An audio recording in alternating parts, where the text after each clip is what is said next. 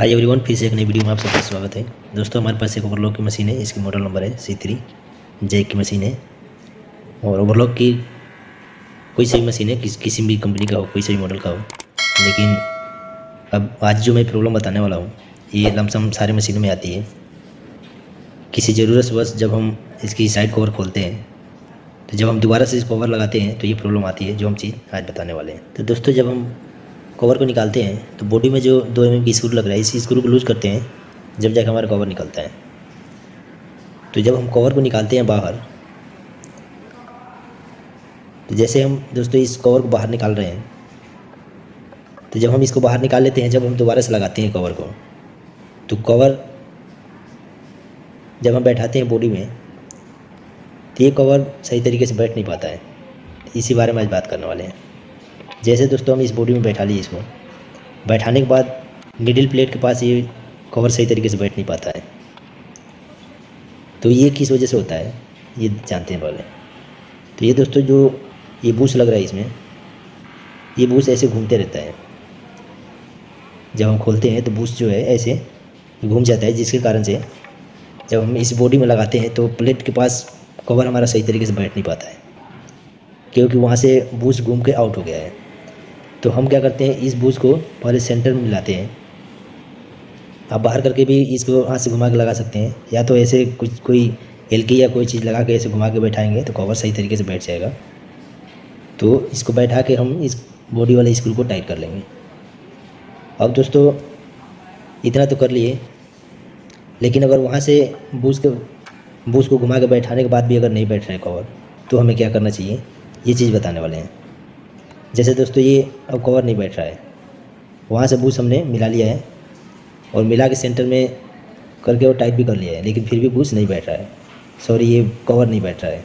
तो इसका ये कारण ये स्क्रू, अब ये स्क्रू के कारण से ये हो रहा है। जैसे ये रबर जो लग रहा है इसमें, कवर के लॉक वाले बेस में लग रहा है जो, तो ये आके यहाँ पे टच हो जाता है इसी स्क्रू पे।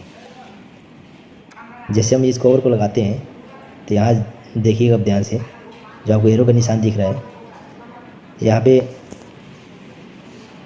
आके वो रबर टच हो जाता है स्क्रू में, जिसके कारण से कवर बंद नहीं हो पाता है। तो इस डिब्री को थोड़ा सा लूज करके और इस स्क्रू को थोड़ा टाइट कर लेंगे, जितना हमारे निडल प्लेट और प्लेट के बीच में गैप है, कवर के बीच में, तो ये कवर आराम से लग जाएगा। अब तीसरा स्टेप क्या है दोस्तों, वो भी जानते हैं। तीसरा कारण भी है जो कवर नहीं बंद हो पाता है। तो जैसे दोस्तों, यहाँ पे आप देख सकते हैं, निडल प्लेट और कवर के बीच में 2 mm की गैपिंग है। तो ये गैपिंग किस लिए है, ये स्क्रू भी जितना हमने टाइट किया था उतना टाइट है, स्क्रू भी लूज नहीं है, और उतना स्क्रू होने के बाद, उतना स्क्रू टाइट करने के बाद भी कवर नहीं बैठ रहा है। तो इसका क्या कारण है, तो यहाँ आपको ध्यान देना होगा थोड़ा सा। इसकी जो लॉक है, लॉक एक बॉडी में जो पिन लगा हुआ रहता है, उस पिन पे जाके ये लॉक बैठता है।